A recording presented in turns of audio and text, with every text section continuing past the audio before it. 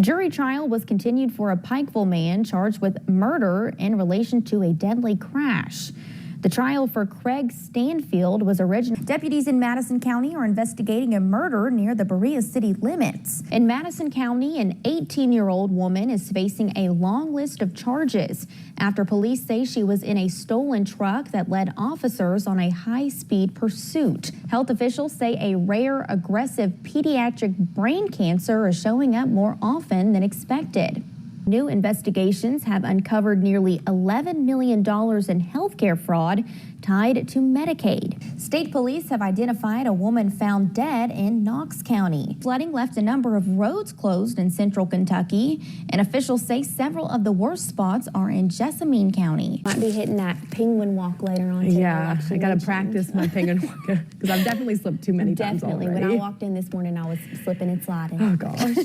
If you made it for me, I would eat it. Oh, I can't make it. Oh, okay. Let's put some... you can eat it, but you can't make it. Yeah, I love to eat it. I can't eat it. I'm really sorry. I think that you are beautiful, but I think that you're studying it perfect. My drawing doesn't give you any justice. I don't know if y'all could see it. Oh, well. Let's check in with meteorologist Ashton Stanley for a look at your forecast this morning. Ashton, as I was driving into work this morning, I know we've been talking about it all week, but super foggy conditions, and I saw a few deer, so I think people heading out the door, look out for deer, as there's also fog. It's a pretty dangerous combination.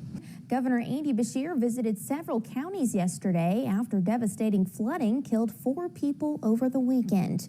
The governor says he's working hard to get money from the federal government and says this is the 16th weather disaster we've seen since he's been governor. Flood survivors can now report losses and damage on Kentucky's emergency management page or online at kyem.gov. Leaders in Jackson County are asking for help covering the cost of flood damages. Emergency management crews say the county saw 6 inches of rain in just 3 hours on Saturday. Now, 5 people are displaced and around 70 have reached out for help. Rebuilding help from FEMA hasn't reached the county yet, but they have been getting help from the Red Cross and Kentucky Emergency Management. Brian Murray with the People Rural Telephone Cooperative says many people may not fit the requirements for state or federal help. That's why they've started a GoFundMe to help fill the gaps. It's a very fluid situation to where supply needs are changing weekly, often daily. So what is needed today is going to be different from what's needed tomorrow and what was needed yesterday. Murray says they set up 2 bank accounts at Jackson County Bank and Citizens Bank where people can donate directly to the flood fund. We also have a link to that GoFundMe in the WYMT News app. WYMT and WKYT are teaming up with the American Red Cross to help raise money for disaster relief after the devastating flooding. The Red Cross says donations will go directly to support disaster relief efforts here in Kentucky, helping provide families with emergency supplies, shelter, and support as they start to recover. Any amount helps, whether it's big or small, it doesn't matter.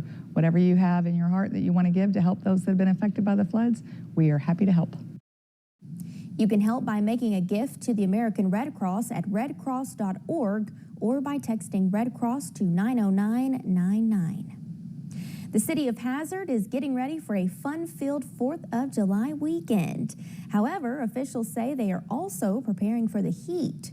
Some of Hazard's celebrations include community contest, the traditional fish fry, a freedom float on the North Fork of the Kentucky River, and more. It concludes Saturday night with live music and a big fireworks show. While everyone is encouraged to come out and celebrate Independence Day, officials say you should enjoy it safely. Oh, it's going to be so much fun. There's a lot of things going on. The weather is beautiful. It's a little hot, but still, we want to come out and just celebrate America 250 and celebrate all the things that we got going on in our community.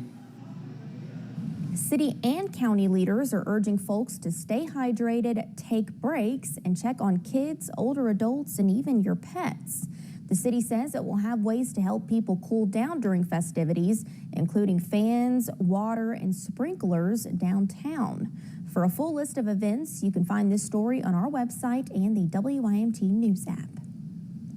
And with America's 250th birthday approaching, folks are being urged to celebrate responsibly. Many Americans shoot off fireworks every year around the 4th. However, injuries have become all too common despite being easily avoidable. Sometimes the most overlooked safety step is the simplest. I think one of the most important things you can do when you're using fireworks is just look at the directions. It's simple. They tell you exactly how to do it, and these directions are the safest way possible to use a firework.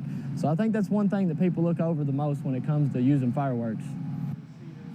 Those wanting to celebrate with fireworks are urged to buy safe and legal products at a local retail stand inside their city limits. Magoffin County now has a long-term provider for emergency ambulance service. AmeriPro Health has been awarded a 5-year contract after providing interim 911 coverage for several months. The agreement, approved unanimously by the fiscal court and effective in June, includes 2 fully staffed 24-hour advanced life support ambulances and a 12-person team of local EMTs and paramedics. County leaders say the move will help stabilize 911 response and strengthen emergency care access. The Kentucky General Assembly passed a new bill updating the state's Medicaid program to match new federal law. House Bill 2 makes it so some adults enrolled in Medicaid will have to meet community engagement requirements to maintain their coverage. That means you'll have to show you're working, going to school, or eligible for an exemption instead. Several groups are exempt, like pregnant women, those with disabilities, or have a child under the age of 14. Dustin Pugel with the Kentucky Kentucky Center for Economic Policy says you need to stay up to date with all these changes and how they can impact you. A lot of what is going to happen over the next 6 months is getting ready for this reporting process, and the more you can read and respond to what the Department for Medicaid Services is sharing out, the better prepared you will be to, report work or report exemptions. Lawmakers settled the Medicaid copay amount for medical services to $5 and $1 for prescriptions. The work reporting requirement will not go into place until January, and the copay changes won't until October of 2028. New details about Kentucky's senior senator after he was recently hospitalized. According to reports from Punchbowl News, Senator Mitch McConnell was found unconscious at his home in Washington, D.C. last month before he was taken to the hospital. The Lexington Herald Leader says the dispatch audio has not been independently verified, and McConnell's office has not responded to requests for comment. The Herald Leader also reports his office has not provided an update on his condition since June 22nd.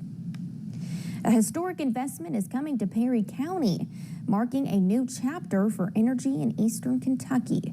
Folks in Hazard were downtown on the Grand celebrating the Bright Mountain Solar Project. It's a $200 million private investment, which leaders say could be the largest in the county's history. The 80-megawatt project will be built on former coal land, and it's expected to create more than 200 jobs during construction. Adam Edelin, the CEO of Edelin Renewables, says the goal is to hire locally and provide free training for workers to gain new skills. He says this is an opportunity for a region that powered the country with coal to prosper in a new way. Making sure that this country that owes coal communities like this one a uniquely American debt have the opportunity to be more than relevant to prosper from a green energy economy is really exciting. Through a partnership with Edelin Renewables, HCTC will provide free training and an industry credential for OSHA 10. You can visit this story on WIMT.com to see the 3 training dates available. President Trump spent the day fending off new questions over his latest financial disclosures, showing he made $2.2 billion last year. But documents show he made $1.4 billion from crypto ventures as investors lost big with Trump meme coins and tokens launched ahead of the 2024 election plunging in value. This, plus foreign investments, prompted criticism from some congressional Democrats. While the Trump administration has supported easing crypto regulation, a White House spokesperson said there were no conflicts of interest. Costs are going up for you. Donald Trump is cashing in. I have many people, I don't know what they call it, closed accounts or something. You put your money in, and that's it. I don't talk to. On Iran, President Trump and international mediators are touting progress as negotiations continue in Doha. U.S. and Iranian negotiators held separate meetings with mediators from Pakistan and Qatar this week.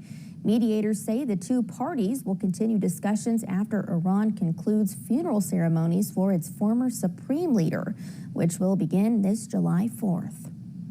In Rowan County, the sheriff's office is asking for the public's assistance after reports of mailbox being knocked down and damaged in the area. Officials say it's been happening along Holly Fork, Campbell's Branch, and several nearby roads.